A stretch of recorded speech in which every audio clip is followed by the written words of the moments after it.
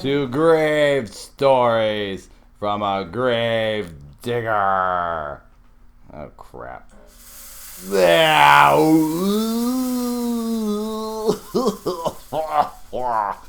All right. Are you guys ready to get freaking freaked out? Yep. So, you wanted to see me? Is the title of this story from Nantucket Ghosts, and it goes like this. We rented an old house off Main Street in 1984. We were there for almost a year. On our first night in the house, my husband Jesse was in the bathtub and I was in bed, and I heard him muttering something in a quiet voice. I said, "What are you saying?" He answered, "Nothing." I heard a voice again. I repeated the question. He said, "Nothing." I haven't opened my mouth. There's somebody talking. We both listened, and sure enough, we could hear what sounded like two women having a conversation. It was a muffled noise, the way voices sound at a party when you're listening from another room. The talking seemed to be coming from the kitchen. We heard those same women chatting in a low, easy tone many times, but if you tried to track down the sound, it would fade away. You couldn't understand individual words, but you could pick up the general feeling of what they were saying. Sarah Coffin works at Together. See, this lady Sarah Coffin comes up a lot in these stories, and I forget who she is, but she's someone prominent on Nantucket. She built the houses or owned a lot of the houses or something. Anyways, back to the story. Sarah Coffin works at Together, a clothing store on Main Street. Although she wasn't born on the island, her father is a native Nantucketer and a member of the Coffin family, and her parents moved back to the island with their 5 children when Sarah was 6. She went through the Nantucket school system, left for college, and lived in Boston for a short time after she graduated. She returned to Nantucket and married Jesse Eldridge, who also grew up here in 1983. Sarah went on. Those women talking were just the beginning. When Jesse's mother passed away, I came home alone after the funeral and was writing a letter in the living room when I heard a man's voice. It sounded like it was coming out of the bedroom. I said, "Jess?" knowing that it couldn't be him, but feeling kind of confused. Nobody answered. I looked around the house, and no one was there but me. I told my husband and then didn't think much about it until one night a couple of weeks later. Here we go. Okay, we can always feel it. It starts to get too spooky. We were asleep in bed and it was late. Something woke me up and I found that I couldn't move. And I mean couldn't move. It felt just like when someone heavy was lying on top of me.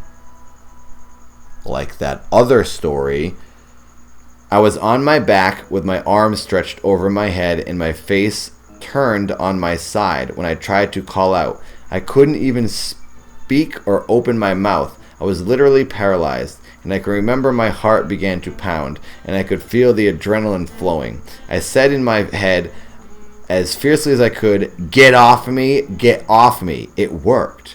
Whatever it was got up and went away, and I was able to speak and move again. Of course, I woke up Jesse in an absolute panic and couldn't settle down for a long time afterward. So, I know a lot of people are probably thinking, it's sleep paralysis. That's what I'm thinking too. It very well could be sleep paralysis.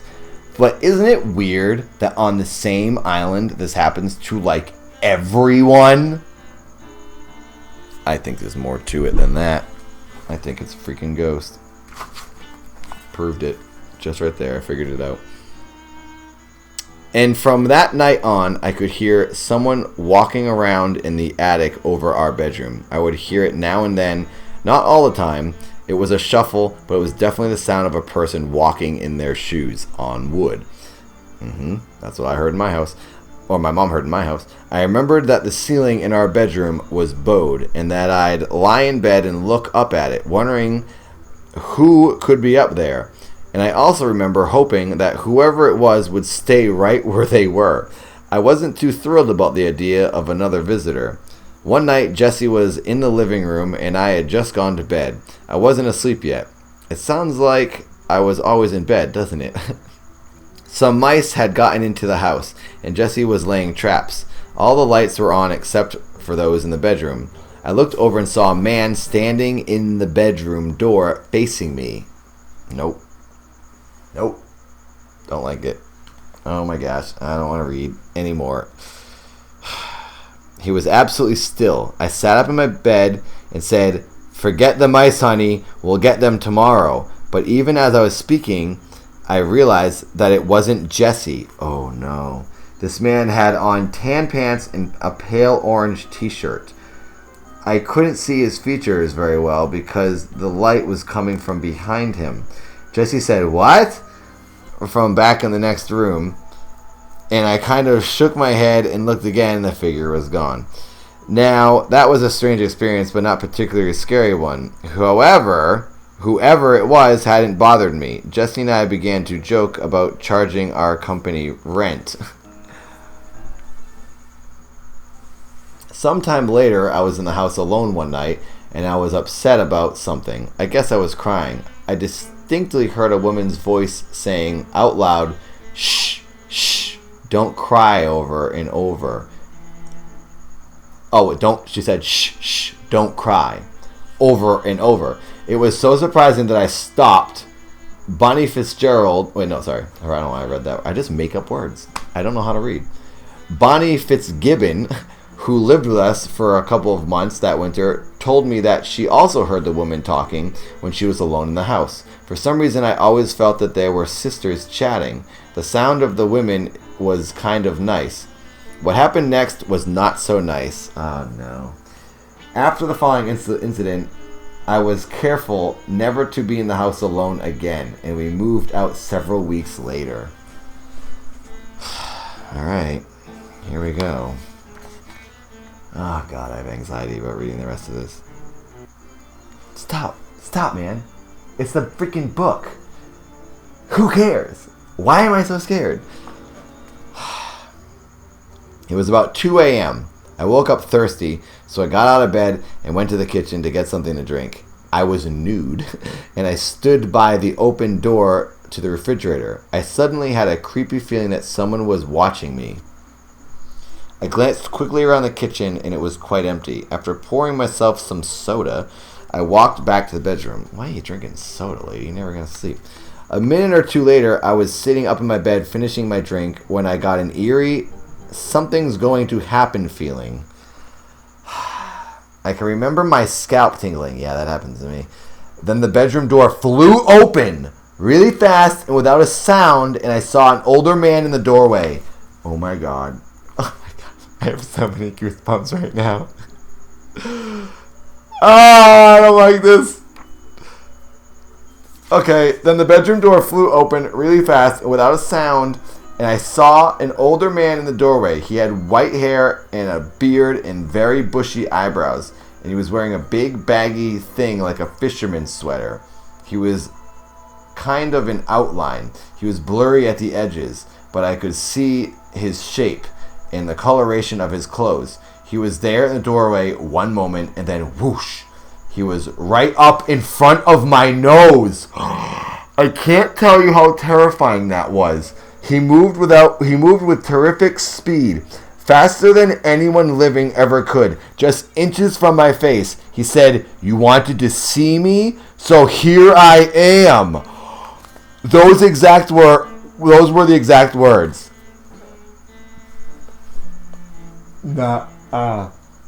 Oh my God, I can't read. I'm so freaked out right now. It's cold again. It's cold right here. Why does it keep getting cold? Every time I get freaked out, it gets super cold. Those were his exact words, and I knew this presence was evil. It may sound funny, but he was not a good person, and that was no friendly visit. I still can hear those words and the way he said them. "You wanted to see me, so here I am." I don't know if I have ever been as scared. I hate to even talk about it, and I will never forget that face. Oh my God. After saying that, he vanished, and of course, I shook Jesse and woke him. Oh my gosh, there's still more pages. I thought that would be the end of it. There's 2 more pages. What the heck happened? I woke them up. My husband was pretty matter-of-fact about what happened. He said, he what? And rolled over and went back to sleep. I can't blame him. It does sound pretty wild. I went to pay rent at the owner's house about a week later, and I told her that I felt sure our house had ghosts. She laughed and said, well, that's what I've heard, but I don't believe in them. Then I happened to look over at the mantle where she had a bunch of framed snapshots, and there was standing on the bench, there was standing on the beach with a fishing pole. Shut up. Before I could stop myself, I said, that's the man I saw! That's him! Oh, he died about 8 years ago. The owner replied, she told me calmly that he was either her father or her uncle. What? The lady doesn't know if it was her uncle. I can't remember. Oh, I can't remember which. And then she changed the subject. The house had been his. Wow. I've had one other very strange experience connected with an old house on the island. A few months before Jesse and I were married, I began having a reoccurring dream. In the dream, I was walking through an incredibly beautiful, peaceful house. I would wander from room to room and felt really happy, just filled with warmth and a sense of belonging, fulfillment. It was a big house with formal furniture and rugs, and I knew somehow that it was on Nantucket. And at the end of every dream, I found myself in a hidden room, looking down through a small interior window at a woman sitting below me. She was in Victorian clothing. Her dress was cut fairly low, and it had a tight-fitted bodice and generous floor-length skirts. She had dark hair, and her face wasn't visible from where I was standing. She was looking out a window at a pool or at water, and in every dream, no matter where I went in the house, I could never find the door to the room she was sitting in. Those dreams were disturbing because they were so powerful. It wasn't that my real everyday life wasn't happy, because it was, but I just felt that I belonged in that house. I had such a sense of peace and calm in those dreams. I would wake up disoriented, and it took me a while to shake off that other world. In fact, I really thought I might be going crazy. The dreams were not like the normal dream state. They gripped me, and in the last one I had, I was standing outside the house and suddenly knew that the woman was in the chair. Knew that I was... Okay, whoa. Let me reread that. They gripped me. In the last one I had, I was standing outside the house and suddenly knew that I was the woman in the chair. I had been watching myself. What? A week later in the Inquirer and Mirror, which was a newspaper, I saw the house. I remember sitting at the kitchen table and just staring at the photograph. The property was for sale, and it was described as a coffin house. That's the family, the Coffin family. I called up the owner and asked if Jess and I could come see it. Dude, isn't it weird that this family, the Coffin family, their last name is Coffin, for crying out loud? What the heck? They're like a big presence on this island that's super haunted. That's weird. We went in, and I knew where every room was. The furnishings were different, but I knew the entire layout. We went upstairs, and I asked the owner if we could go into the secret room. She was a little surprised, but took us in. And sure enough, there was a little window in the room below. She explained that the lower room had been an addition to the original building. We left the hidden room and went down into the addition, and I went over to the corner where the woman had been sitting. The window she had been looking through was stained glass. It had a water scene on it. Whoa, complete with tiny, delicate waves. Here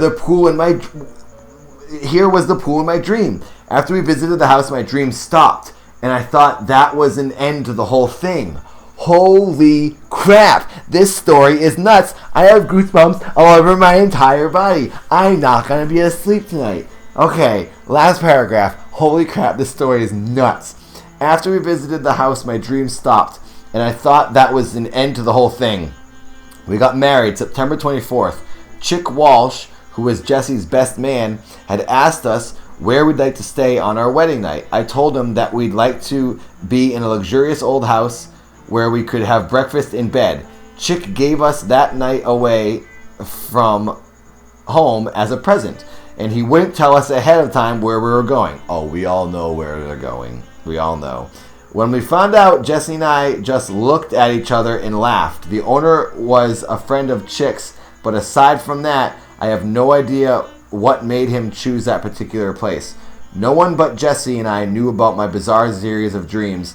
I was a little nervous about staying there, but as it turned out, I had a peaceful, dreamless sleep that night. A really heavenly sleep. After all, I guess I was home.